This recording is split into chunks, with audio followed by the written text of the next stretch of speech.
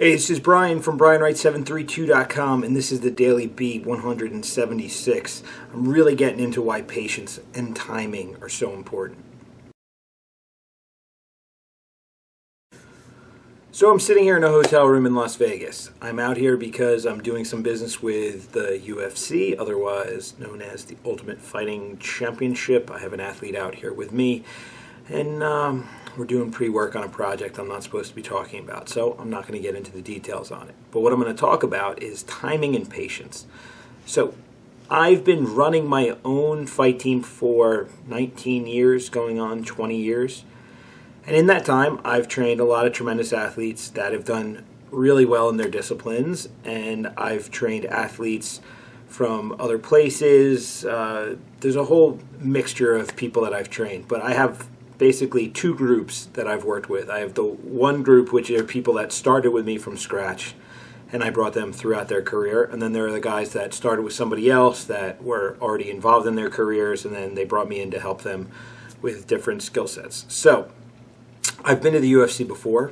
I've had athletes here multiple times, but I've not been here with anyone that I started with from scratch. I always started working with people that were already in the UFC, and they needed help, and that's great. And for me, with my career, I mean, to see a high-level athlete use me as a tool to, further themselves is fine. It's one of the things that I always wanted to do, and it's something that I've done. But I always wanted to take someone from the local community in my new small little niche market in New Jersey, and I wanted to develop them to go to UFC level. Now, that dream is actually a rather new dream. That's not a 20-year-old dream, because 20 years ago there really was no UFC, and there was no professional combat sports to the level that it is today. So there's the patience aspect for me, which is this has been a 20-year journey of trying to get someone to this particular show, and we're getting there. So, you get involved in something, you have to stay the course. I've had multiple opportunities to stop doing what I do and go do other things, but I never did because I just didn't achieve all the things that I wanted to. And now that I have someone here, I'm not saying that I'm done either. It's just one of those things I check off that makes it a lot easier to continue going forward because I'm actually going forward and achieving things. But then there's the timing aspect, and this applies really huge.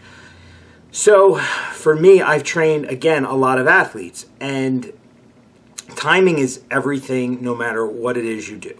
So I've trained world-class athletes in full contact karate at a time where full contact karate was not getting any exposure, and today it's really getting no exposure. So winning a world title in that was really important on a personal level, but on a professional business, want to make a career of it level, was pretty much impossible. So the timing of it for the athletes that I was developing, it was truly an amateur endeavor. It was something that you did on the side to make yourself better. It was something that you had the passion and the purpose for, and you make it happen, but you're not going to do it for a living. And we understood that, and we still went for it. And, I created world champions in that, and that's very satisfying. But it wasn't getting to the professional NFL level of athletics that, any coach aspires to get to. And combat sports, for a very long time didn't have a level like that outside of, let's say, boxing. But in kickboxing even, we trained guys that were international level kickboxers. We had K1, but right when my team was starting to fully mature and develop, K1 takes a nosedive. So you can look up the history of the K1 kickboxing organization. It was the biggest combat sport of its time, but we came in the tail end, had the opportunities to do stuff with it, boom, it crashes, and then there's this big void, and there's really nothing going on in kickboxing. And then MMA started to really take over, and there's a really big rise in that. And again, I've been involved from the lowest level to the highest level of the sport the whole time, very satisfying. But the opportunities for my homegrown guys have been different. Amateur MMA in New Jersey in particular was very big. 5, 6, 7 years ago, I actually produced the first MMA champ in New Jersey, the first person to put a belt around their waist in amateur MMA. Then he transitioned to a pro career and did well for himself. It was but still the timing.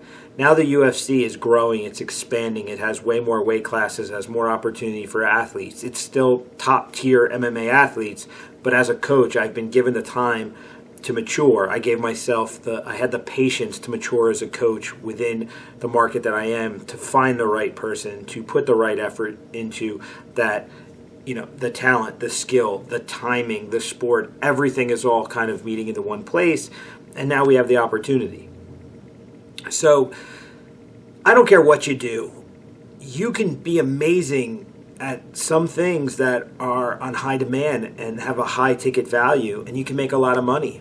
And then you could be really good at something that has a low ticket value, and you can make a living off of it, but it may not be, $1 million living. But you have to be satisfied with that. I ride the waves of where things are. We try and create the opportunities as we can, but one person in a sea of all this, there's only so much that you can do when you're committed to kind of your path. But you've got to really understand that sometimes the world is not in a position to really pay you what you may be thinking you're worth.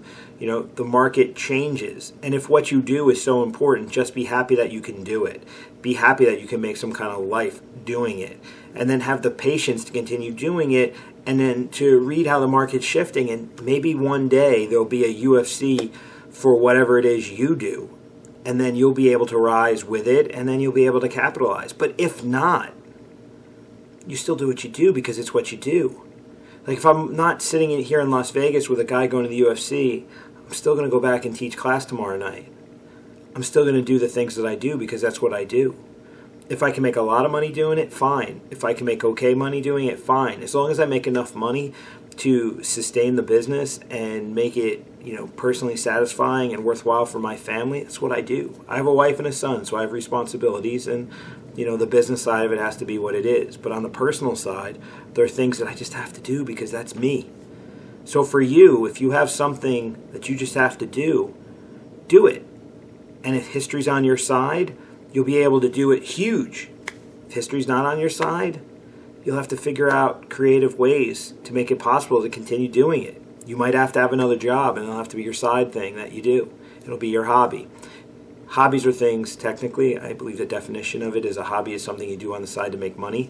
So this may be a passion project that you do because you don't make money, but you make money doing something else. Or it's a side hustle that you're doing and you're making money on top of the money that you're making your day job to get everywhere you need to be. But you just have to have the patience to allow your things to mature, to allow yourself to mature, to allow all the talent, the skill, and the work to pan out, to get somewhere, to get to those places where you're checking off the boxes of satisfaction so you can keep moving forward, your passion bucket list. And then you just really have to pay attention to the history side. And you got to understand, you can't force the world to love whatever it is you do if it's just not interested at that time. Some people can. Some people come in and change the world. You may be that guy. But for most of us, we can't really change the industry on a massive level. But we can have an impact on our own lives within our industries. So focus on what the market's doing. Understand what it is that makes you you. Do that as much as you possibly can. Find satisfaction and learn how to be happy by your own definition. If money is what you think is going to make you happy, that's not going to be a passion project. That's just going to be a project. That's going to be mathematics. I don't care if you like making candles or you like making athletes, you like making t-shirts or hats or websites or whatever the hell it is you like to do. Or it's not even just like. A lot of people like things, but they don't have the talent to actually do it. But it's, what do you have the talent to do? What do you have the talent and the passion to do? That's what you really need to focus on. And have patience to allow it mature. And then, you've got to check that timing. And you've really got to recognize how far can you realistically go in the world in which you live. If I'm selling ice off the back of a horse-drawn carriage in 2017, I'm not going to make a lot of money. But in 1912, I could have made a decent living off of it. It is what it is. I'm not going to sell rotary phones today and make a living. But I might be able to sell the next cell phone and make a lot of money. Be current. Do business in the year in which you live. And look for all the opportunities. So I'm sitting in Vegas, chasing a passion project, very satisfied. If I make money on it, I make money on it. If I don't, I don't care. It's good. I'm just loving the process, and I love what I'm able to do for the athlete in which I work to see his success. That is my success because I'm a coach, and that is ultimately what coaching is all about, is finding great success within other people. So that's my deal. I'm going to go back to work. I have some meetings that I have to attend because I got to help push this dude's career forward. So, Brian Wright, patience and timing in history is what it is. Find your satisfaction. Don't let anyone else define it for you. Be satisfied for you doing the things that you have the talent, you've acquired the skill for, and you're willing to hustle your ass off for.